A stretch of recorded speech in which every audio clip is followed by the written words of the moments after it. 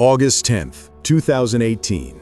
A massive turboprop aircraft, a Bombardier Q400 from Horizon Air, suddenly roars to life on a quiet corner of one of America's busiest airports. Engines spooling up, propellers spinning at over 1,000 RPM. The aircraft begins to move to the runway, getting ready to take off. It looks like a pilot starting another day of hard work, right? Well, it's not.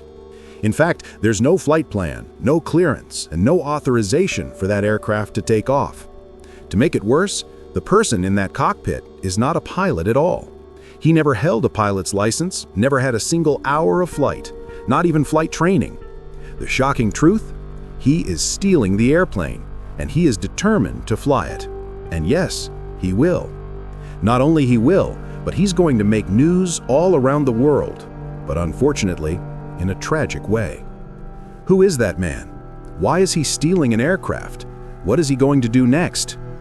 This is the bizarre story of the theft of the Bombardier Q400 from Horizon Air. I am Captain Jack Mercer. What you're going to watch now is the story from the perspective of a pilot who has lived and seen a lot in 25 years of experience. Welcome aboard.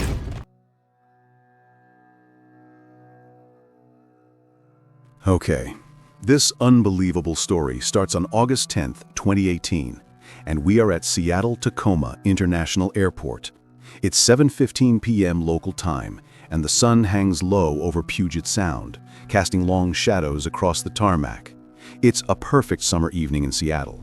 Warm, clear skies, light winds from the south. I mean, just another Friday night at SeaTac, right?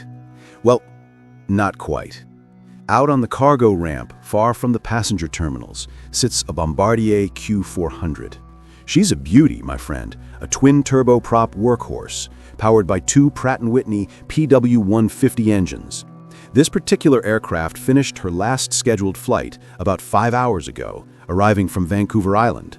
She's parked on stand 1A, awaiting maintenance for tomorrow's flights. No passengers, no crew, just sitting there, alone. Now, 7:18 p.m., a tow truck approaches the Bombardier. Nothing unusual about that, happens all the time at busy airports. The driver hops out, removes the wheel chocks. Standard procedure, you know? He connects the tug to the nose wheel. Still normal. Then he climbs aboard through the L1 door. Minutes later, switches begin to flip inside the Bombardier's cockpit. 7:25 p.m., and the person in that cockpit is working methodically now, configuring bleed air systems, setting up the fuel pumps, battery switches on. He's going through a startup sequence. Not perfect, but close enough. It's 7:28 p.m., and the left engine coughs, then catches. Propeller blades begin their slow rotation, building speed. Then the right engine. The person climbs back down, reboards his tow truck, and pushes the aircraft 180 degrees around. Now the aircraft is facing runway 16 center. He disconnects the tug. Now 7:31 p.m. and the aircraft starts rolling forward on its own. The person sprints back, climbs through the L1 door one final time, slams it shut behind him, and slides into the captain's seat just in time to stop the aircraft from running away. The Bombardier begins taxiing toward the active runway, unauthorized and unannounced. Well, if you didn't get it yet, let me tell you, the aircraft is being stolen right now. Yep, right in the eyes of people and cameras around the airport. But who is behind something so unbelievable? And most important, what are his intentions? To answer that question, let me tell you about Richard Russell. He's 28 years old, guy from Wasilla, Alaska, United States. Everyone called him Beebo, a family nickname that stuck from childhood. He was a big guy, you know, born at over 9 pounds, and that size carried into adulthood. Researching for this episode, I discovered that Beebo wasn't a typical troublemaker. Far from it, to be true. He was a devout Christian, married to his wife Hannah since 2012. Him and Hannah? Well, they met at a Campus Crusade for Christ meeting at Southwestern Oregon Community College. After they married, they opened a bakery together in Oregon. Hannah Marie's Artisan Breads and Pastries was the name of their business. She was the master chef, and he was the laid-back apprentice. They worked side by side, arguing sometimes like any couple in business together, but making it work. You know what I'm talking about, right? That dream of running your own business with the person you love. But by 2015, they were tired of the isolation. Hannah's family was 6 hours away in Seattle, so they sold everything, packed up, and moved to Sumner, just south of Seattle. It was Beebo's sixth place to call home. I mean, the guy was still searching for himself, understand? So in Seattle, Beebo had big dreams. He wanted to become a pilot, or maybe a military officer. But reality check, he lacked the training, the experience, the education. So he enrolled at Washington State University for a degree in social science while taking a job with Horizon Air as a ground service agent. By the way, that's a crucial job, you know? Ground service agents are part of the tow team. They reposition aircraft, load baggage, work in all weather conditions. Hard work, you know? And here's the kicker, my friend. Beebo was making $12 an hour, while workers inside the terminal earned Seattle's $15 minimum wage thanks to a new city law. The ramp workers, they fell through a loophole in the legislation. So picture this, my friend. Beebo, breaking his back in Seattle's rain, hauling bags, pushing aircraft around the apron for $12 an hour. He complained about it to friends and family, but he never made it a real problem. If you need the job, you tolerate it, right? I also found out what his colleagues used to say about him. They described him as quiet, kind-hearted, and a funny guy. The guy who found beauty in everything. Sure, he goofed around sometimes, maybe unpredictable, but nobody saw this coming until that crazy August 10th. So, what happened that evening? What pushed this guy to steal an aircraft? And what is he going to do next?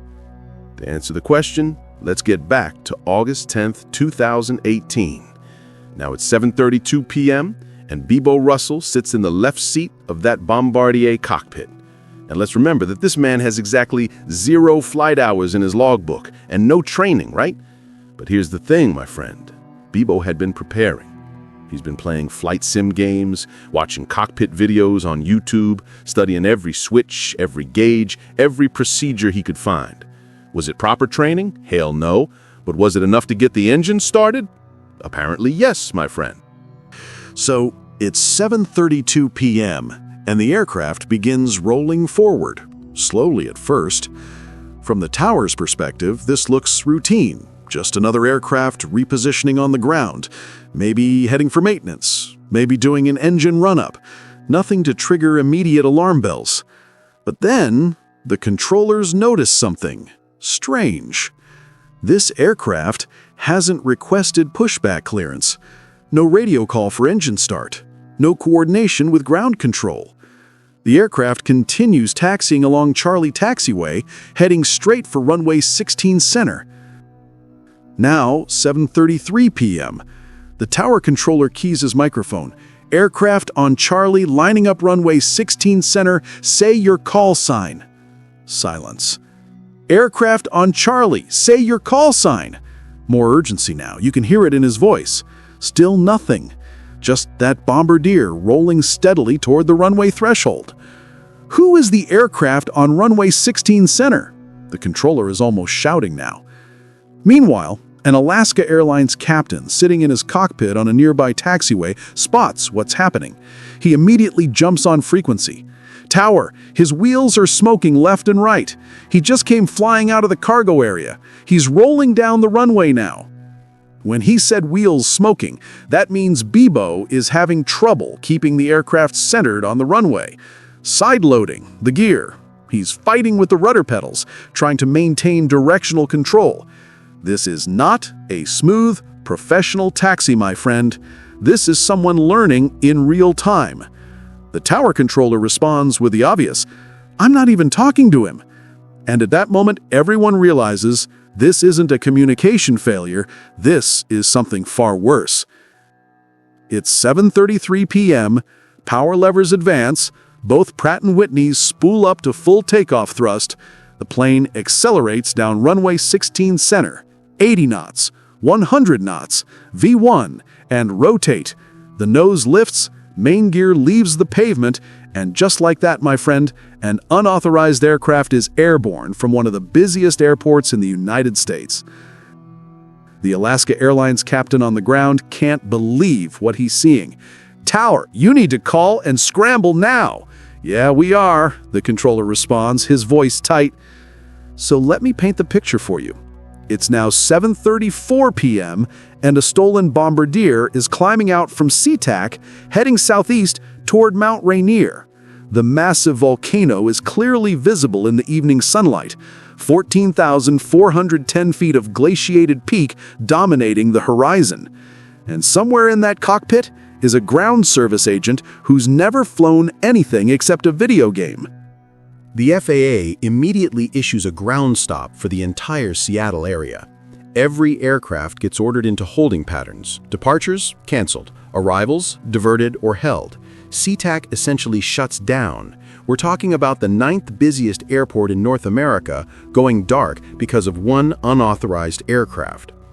Air traffic control scrambles to figure out what frequency this guy might be monitoring. They tried departure control, approach control, tower frequency. Nothing. For the first few minutes, Beebo Russell is flying in complete radio silence. 7:35 p.m. North American Aerospace Defense Command, NORAD, gets the call. You know NORAD, right? The guys who track every aircraft in North American airspace, looking for threats. After 9/11, they take these calls very seriously. But here's the thing, my friend. At first, they're told it's just an unauthorized departure. Could be a communication error. Could be a pilot who forgot to file a flight plan. Happens occasionally to be true. So NORAD orders the fighter pilots at Portland Air National Guard Base to suit up and stand by. Just wait for now. I can tell you that the airspace system depends on predictability. Every aircraft follows a flight plan, talks to ATC, follows specific routes and altitudes.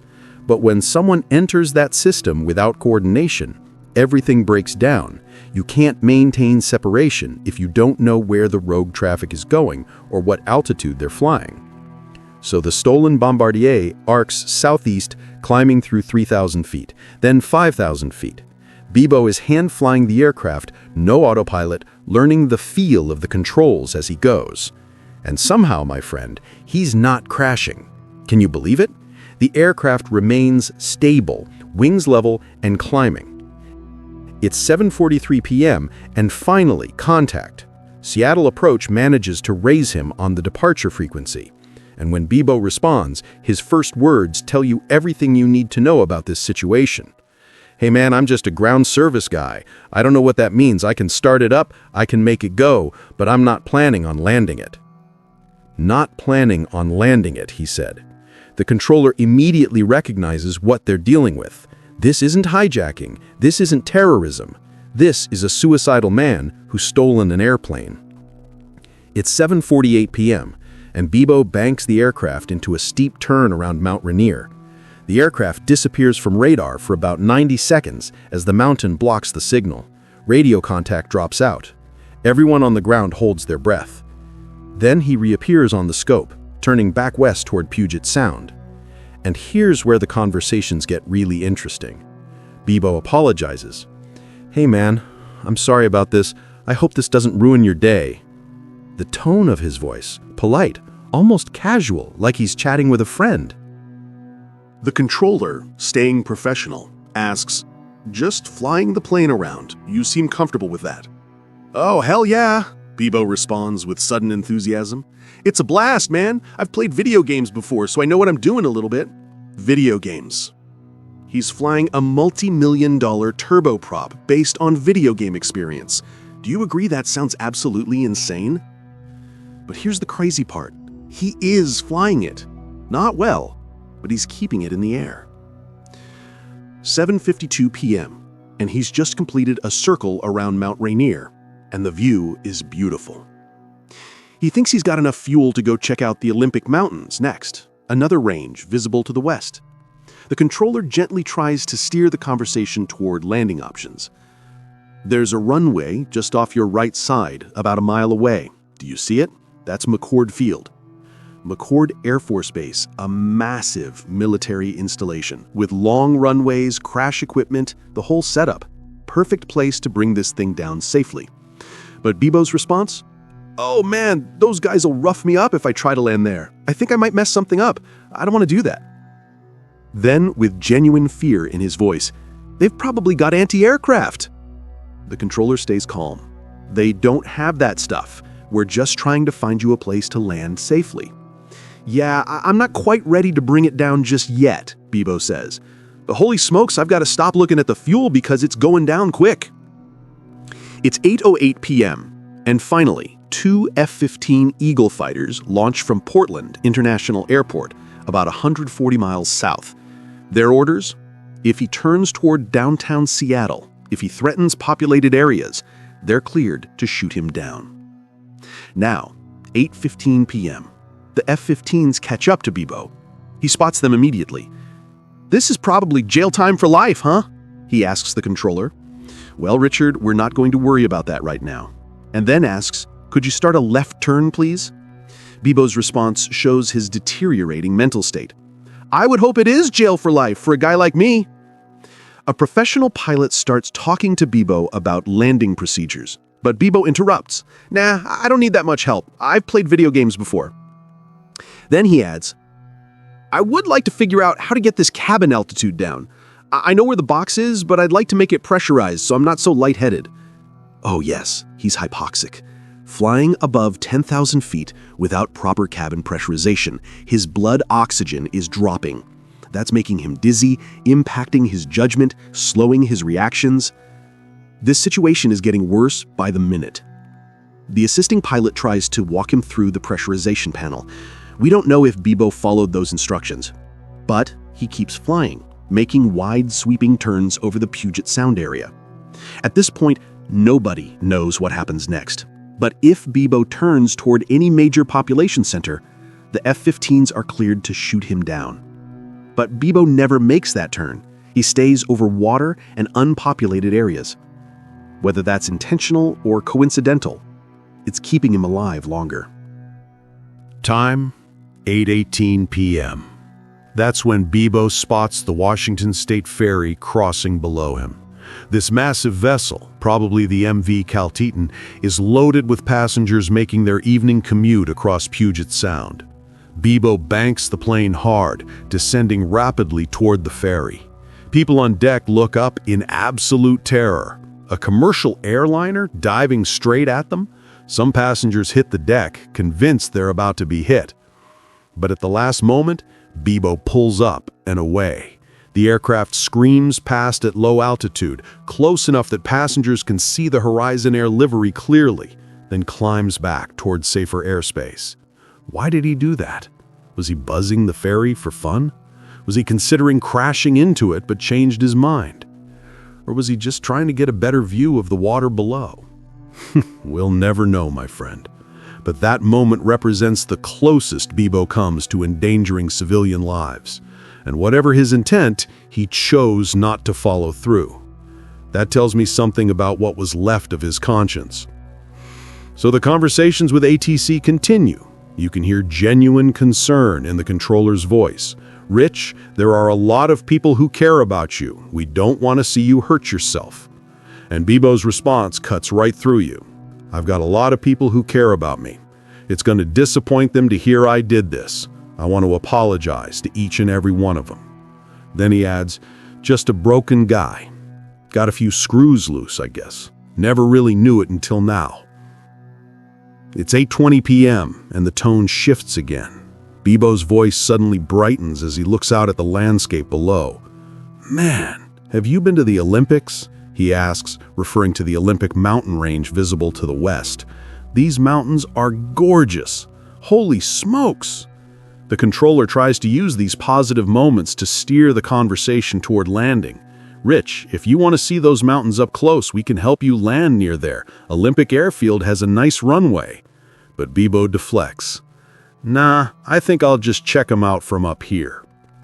Now 8:22 p.m. and Beebo asks an absolutely bizarre question. "Hey, can you give me the coordinates for that orca? You know, the mama orca with the dead baby? I want to go see that." He's referring to a story that had been all over the news that summer. A mother orca whale had been spotted carrying her dead calf through the waters of Puget Sound for over 2 weeks, mourning the loss. It was a heartbreaking image that captured international attention, and Beebo wants to see it. But controller tries to redirect. Rich, let's focus on getting you down safely first, okay? Then you can see all the orcas you want. But Beebo's not interested in then. He knows there is no then for him. The fuel situation is becoming critical now. Beebo keeps mentioning it. Man, I really need to stop looking at these fuel gauges because they're going down quick. I believe he's probably down to his last 500 or 600 pounds of fuel. At his current consumption rate, that gives him maybe 15 more minutes of flight time. Now, 8:25 p.m., Beebo suddenly asks about consequences. This is probably like jail time for life, huh? The controller, trying to be honest but gentle, says, "Well, Richard, we're not going to worry about that right now. Let's just focus on getting you down safely." But Beebo responds with something chilling. "I would hope it is jail for life, for a guy like me." The controller tries a different angle. "Rich, do you have any family? Anyone you want to talk to?" "Yeah, I've got my wife," Beebo says, then adds quietly, "I texted her, told her I love her, told her she deserves better." It's 8:27 p.m., and the controller brings up Alaska Airlines employment again, trying to give Beebo something positive to think about. "Hey, Rich, if you land this thing successfully, I bet Alaska Airlines would offer you a pilot position. You've clearly got skills." Beebo laughs, genuinely laughs at that suggestion. "Yeah, right. Nah, man." Then he makes a comment that's hard to interpret. "I'm a white guy." Is he saying he already has privilege and doesn't need more? Is he making some self-deprecating joke? The meaning gets lost in the moment. What's clear to me is that Beebo doesn't believe in any positive future for himself. The controllers are offering him paths to survival, landing options, job prospects, reasons to live, and he's rejecting all of them, you see? Now it's 8:28 p.m., and without any warning, Beebo announces his next move. "Hey, pilot guy, can this thing do a backflip? I'm thinking about trying to barrel roll, and if that goes good, I'll just nose down and call it a night."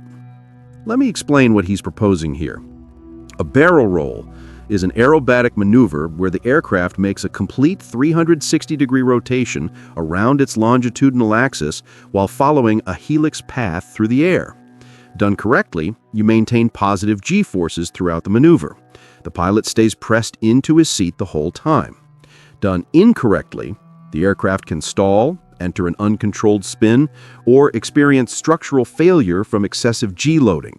And Beebo wants to attempt this in a Bombardier Q400, a turboprop regional airliner that's certified for normal category operations only. This aircraft has never been tested for aerobatic flight. The structural limits are unknown. The control responses at unusual attitudes are unpredictable. Professional aerobatic pilots spend years learning to perform barrel rolls safely in aircraft specifically designed for it. Extra 300s, Pitts Specials, aircraft with symmetrical airfoils and massive control authority. Beebo? He's going to attempt it in a 30-ton turboprop based on video game experience. The controller immediately tries to talk him down. "Rich, before you do that, let's think about this for a second. I've got another pilot coming up who can help guide you through a landing." "Nah, I don't need that," Beebo responds with sudden determination. "But I think I need to be at like 5,000 feet at least to pull this off." He's calculating altitude requirements. That means he's committed to trying this. And his comment about nosing down and calling it a night afterward? That's him announcing his intention to die immediately following the roll. 8:29 p.m. and Beebo climbs the Bombardier to 5,200 feet. He levels off briefly, running through whatever mental preparation he thinks he needs. The two F-15 pilots flying alongside him can see what's about to happen. They're maintaining safe distance. They don't want to get caught in the turbulence if this goes wrong. ATC is recording everything. Radar is tracking every movement. And on the ground, investigators are already preparing for the worst-case scenario. Well, what happens next will shock everyone watching. Because against all odds, against all logic, this untrained ground service agent is about to pull off one of the most remarkable feats of flying anyone has ever witnessed. Now it's 8:30 p.m. and altitude approximately 5,000 feet over Puget Sound. Here we go, my friend. Beebo Russell climbs to 5,200 feet, levels off briefly, then pulls back on the yoke. The aircraft's nose rises sharply. He rolls the aircraft inverted, completely upside down, and somehow, he completes a full barrel roll. You only understand what he just did if you're a pilot, because this is absolutely astonishing. A barrel roll isn't just turning the aircraft upside down. You need to maintain positive G throughout the maneuver, keep the nose tracking properly, manage your energy, and pull out with enough altitude to spare. Professional aerobatic pilots practice this for years in aircraft specifically designed for it. And Beebo? He clears the water by approximately 10 feet. That's right, 10 feet. The two F-15 pilots following behind can't believe what they're seeing. Their radio chatter later shows genuine surprise, maybe even respect, for what this untrained guy just pulled off. Beebo keys his mic, audibly excited. "Hey, I did it! I was thinking I'm gonna screw this up and crash into something, but I pulled it off." He sounds genuinely surprised he survived. Think about it. He expected that maneuver to kill him. That was supposed to be the end. But the bombardier held together, and his instincts, or luck, got him through. The controller, trying to use this moment of success, says, "Congratulations, Rich. Now let's try to land that airplane safely and not hurt anybody on the ground." "All right," Beebo responds, but there's something in his voice, something defeated. "Damn it, I don't know, man. I was kind of hoping that was going to be it, He wanted the barrel roll to be his final act, a spectacular exit. When it didn't kill him, he's left facing the same choice again: land or die. Time, 8:35 p.m. The conversation continues for several more minutes. The controllers and the assisting pilot keep trying different approaches. They suggest ditching in the water. They offer multiple runway options. They try to engage him about his family, his life, anything to keep him talking and thinking. But Beebo's responses become shorter, less engaged. His mind is made up. "Not for long," he finally says. "I feel like one of my engines is going out or something." Is that true? Or is he setting up his final excuse? We'll never know for sure. But his fuel was definitely running low.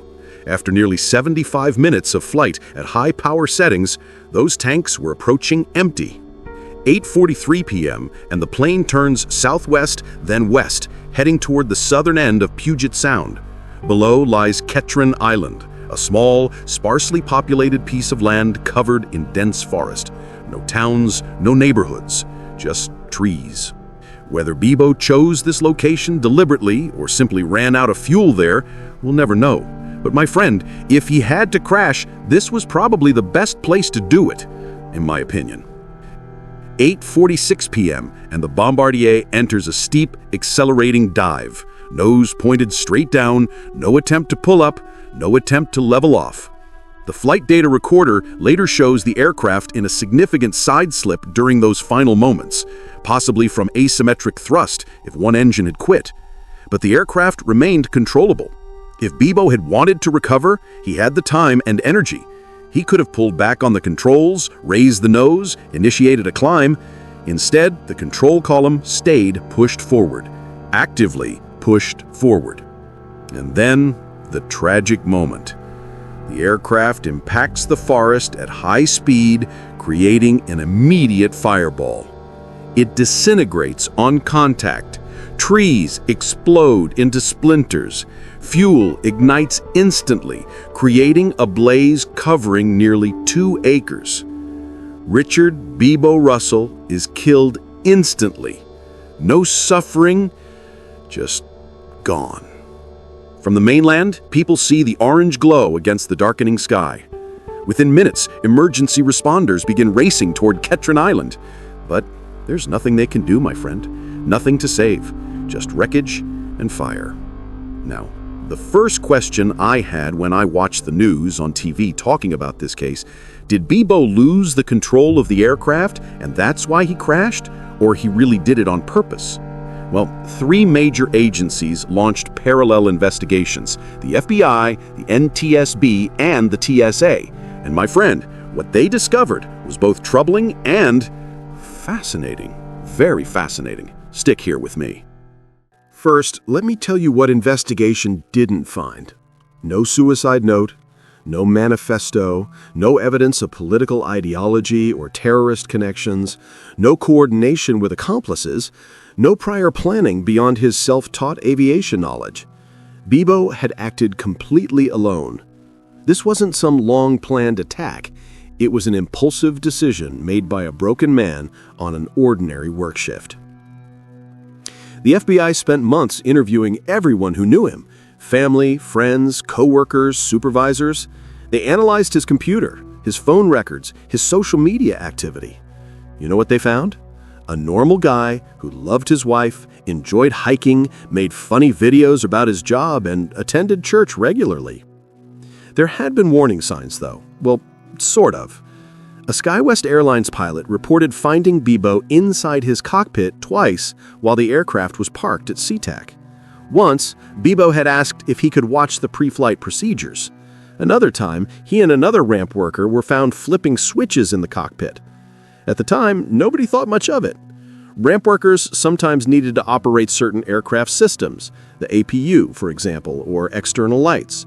Beebo had legitimate reasons to be near cockpits. His curiosity seemed harmless. Well, from my perspective as a pilot, those incidents should have raised questions, you know? Why is a ground service agent so interested in flight procedures? Why is he studying the panel layouts? I'm sorry, but after 9/11, everybody is suspicious, my friend. So, the NTSB confirmed through the flight data recorder that Beebo's final dive was intentional. The control inputs showed deliberate nose-down commands, no attempt at recovery. He chose Ketron Island, whether consciously or unconsciously, because it minimized risk to others on the ground. Think about it. Even in his final moments, even while planning his own death, Beebo tried to avoid hurting innocent people. That tells you something about his character, agree?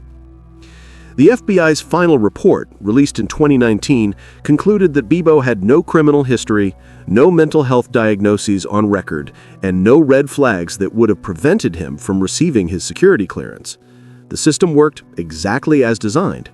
The problem was that the system never anticipated an insider threat manifesting this way. But here's something I found out while researching for this episode. Beebo's friends confirmed he'd suffered multiple concussions during his football and wrestling years. Why am I bringing this up?